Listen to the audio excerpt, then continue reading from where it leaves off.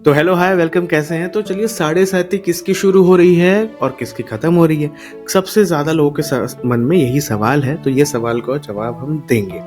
लेकिन उससे पहले मैं आपसे कुछ ये बताना चाहता हूँ कि साढ़े साथी का मतलब क्या है, ताकि आपको समझ आए। पहला दूसरा तीसरा चरण माने क्या होता है वो समझ आए, और उसके हिसाब से फिर मैं जब आपको बताऊंगा तो आपको ज्यादा अच्छे समझ आएगा। तो पहली चीज क्या है कि शनिदेव को एक पूरा चक्कर लगाने में, अगर पूरा चक्कर लगाते हैं तो उनको 30 वर्षों का टाइम लगता है, यानी 30 ईयर्स लगते हैं सूर्य का एक पूरा चक्कर लगाने में। और 30 साल का जो ये चक्कर लगाते हैं उसमें सारी 12 राशियां जो हैं उसमें रुकते हुए जाते हैं।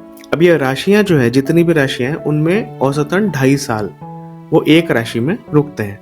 तो अगर औसतन 2.5 साल एक राशि में रुकेंगे तो जिसकी साढ़े साथी लगती है वो कैसे लगती है कि जहां पे उनका चंद्रमा होता है।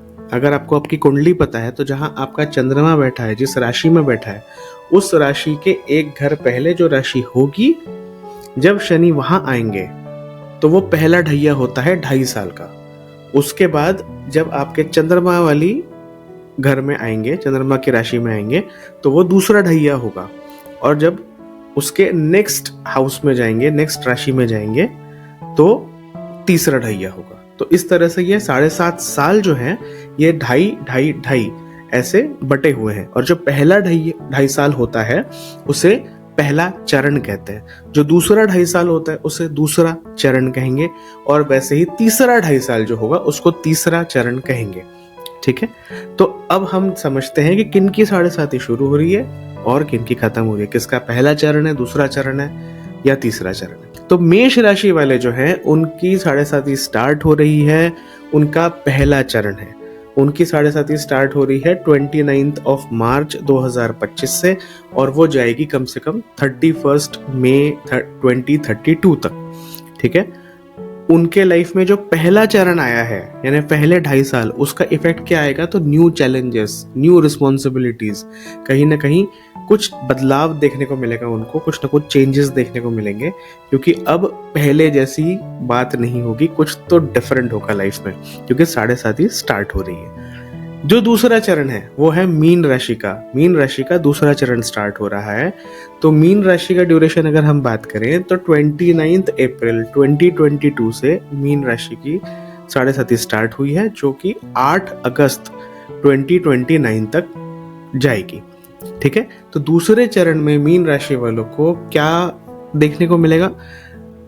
थोड़ा सा mental pressure, emotional pressure, mental tension, व्यर्थ की बहुत सारी चिंताएं, बहुत ज़्यादा सोच विचार, या इमोशनली कहीं ना कहीं खराब लगना, ये सारी चीज़ें मीन राशि वालों को देखने को मिलेगी। अब चलते हैं और बात करते हैं कि हम कुंभ राशि की, क्योंकि कुंभ राशि का है तीसरा चरण, यानी तीसरा 2.5 साल कुंभ राशि का स्टार्ट हो रहा है। तो इनका जो साढ़े साथी का ड्यूरेशन है वो है 24 जनवरी 2020 से इनकी साढ़े साथी शुरू हुई थी कुंभ राशि वालों की, और वो 3 जून 2027 तक जा रही है।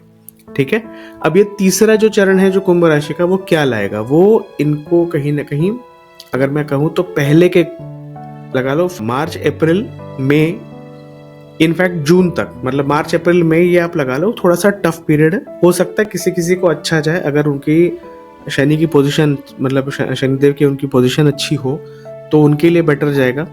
लेकिन अगर पोजीशन अच्छी नहीं है, या शनि देव या राहु देव की अगर पोजीशन अच्छी नहीं है, तो उतना अच्छा रिजल्ट आपको नहीं मिलने वाला है। बट कुंभ राशि के लिए अगर वैसे बोला जाए थोड़ा सा टफ टाइम रहेगा, मगर थोड़ा सा, ये ज़्यादा नहीं है।